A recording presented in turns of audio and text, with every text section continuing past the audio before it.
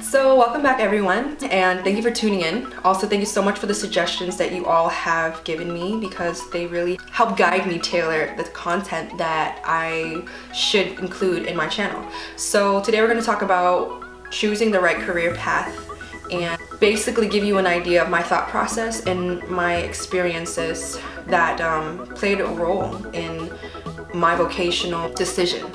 So let's get started. The first thing that I did was self-reflect.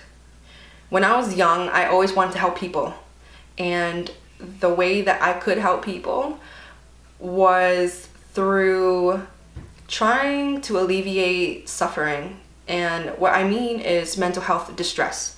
A lot of people around me dealt with a lot of accumulative distress that's caused by a lot of things, not internal, but a lot of external things, such as socioeconomic status, impoverishment, legal status, things that are ascribed and not achieved. These things are things that you're labeled with, like a minority status. So a lot of the people around me dealt with a lot of mental health suffering, and I noticed that at a young age and wondered, what can I do to kind of help my peers and people in my community? So I thought about that for the longest time. I was so interested in psychology. I was so interested in counseling.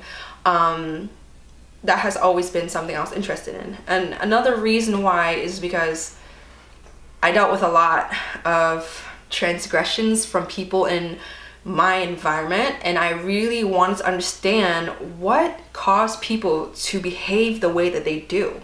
So that's another reason that piqued my interest in understanding human behavior and trying to alleviate suffering and try to understand how the world shapes people's opinions and how your thoughts manifest into action and behavior. So the first thing I did was self-reflect and think about, hey, what do I really want to do in this world? Why am I here? Existentially, I thought. So the next step is existential thinking. So I thought, okay, number one, I want to help people. Number two, why do I want to help people? Think about your purpose in life. Why are you here? What type of mission do you think that you were meant to fill? And for me, I feel like it all boils down to, again, helping people. I believe that we are social beings. So for me, I feel like, what can I do to help my fellow people? And I really want to help alleviate human suffering, particularly among minorities and people of the vulnerable population, which constitute people who are traditionally discriminated against and those who are at social disadvantages. The next point that I have to bring up is passion.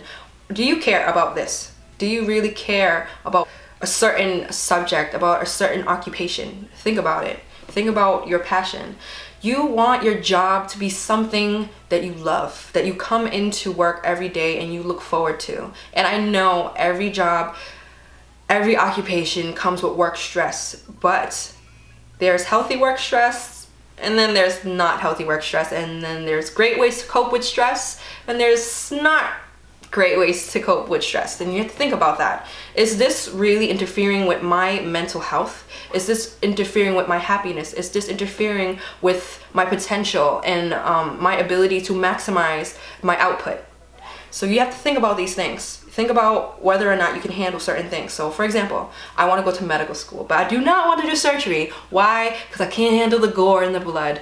So yeah, I am passionate about helping people, but I know there's certain things that I can't deal with. So think about that. Think about passion, but also think about whether or not you can deal with the work stress that comes along with your passion. The next is happiness. It kind of goes hand in hand with passion. Like, if you're passionate about something, most likely you'll be happy doing the type of job that you're passionate about. However, that's not always the case. So sometimes you have to choose passion over happiness or happiness over passion. And for me, I feel like you should not have to. I feel like you should choose an occupation that allows you to be both passionate and happy at the same time, because when you're happy, you're able to flourish in positivity, and your output will be maximized because you're happy. Who doesn't perform well when they're happy? When you're in a crappy mood or when you're feeling down, it just kind of interferes with how much you can invest in your line of work. So I'm gonna get a little bit into theory, most particularly Holland's person environment fit. So I definitely believe that your environment and your personality definitely play a role in whether or not you are congruent with your work environment. So if you have an extroverted personality, you might think about working with people rather than, you know, if you're an introverted person, you might not like working with people. So think about that. Your personality definitely interacts with your environment to affect the level of match that you feel within your workplace. I'm going to talk about how I came to my decision to pursue a career in medicine, because as some of you may know, I am in a post-bac program. So I'm going to talk about the hardships that I dealt with and how I was able to find my vocational passion through my hardship. I dealt with a lot of hate and a lot of antagonism in high school. A lot of teachers didn't believe in me. They told me I couldn't do a lot of things, didn't care about my voice, didn't care about what I didn't agree with and what I agreed with. They didn't care to know me. So I wasn't encouraged, but I was discouraged. So I always felt like I said, I always wanted to help people, and I was always interested in mental health. However, I didn't believe that I could do medicine because I internalized what my teachers said to me and didn't really think I was smart enough. Until I got into college, I began to understand the way power is distributed in society and how some people are socially disadvantaged while some are not. And that made me question why these teachers felt it was okay to treat me this way, and it really made me think about whether or not their opinion and their input was really valuable. So was I in the wrong? Was I not smart because of what these teachers thought about me, or is there something more to their behavior and their action? I was like socialized to believe that whatever the authorities say was true. So I felt like, okay, maybe my authorities know more than me. Maybe they can see that I'm inept and I'm not competent and I'm not smart or whatever. I just took what they said as truth to a certain degree, because there was a part of me that was really resilient and kind of stubborn.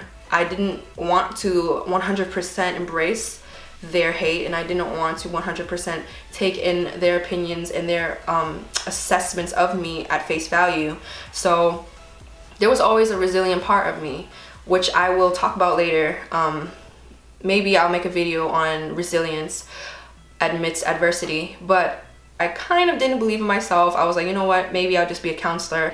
Then I got into college, and like I said, I took a lot of great classes at Clark. It was such a great learning experience for me. This is the college that really changed my life, because a lot of people there are so progressive, and the classes that I took were just non-conformative and they challenged convention in so many ways. So for me, it was so refreshing to take classes that taught me to look at the world at an objective standpoint and look outside on the outskirts of where power is distributed. So I thought to myself, okay, cool. Now I can kind of see now and understand why the teachers treated me that way. You know, they weren't used to seeing a person of color like me, who had my background, be in these classes, these AP honor classes, and excelling at the same level. I basically problematized power in our society and the allocation of power.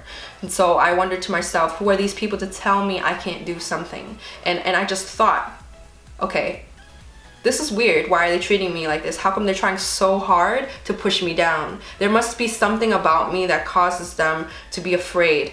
There must be potential in me that they're afraid of seeing bloom and flourish. So with that being said, I stopped being full of hate, because when I went into Clark, I was very angry, and I told myself, hey, I'm gonna do well. I am more than what they assessed me to be. But at the same time, I realized it's not about what they think about me, it's about what I think about myself.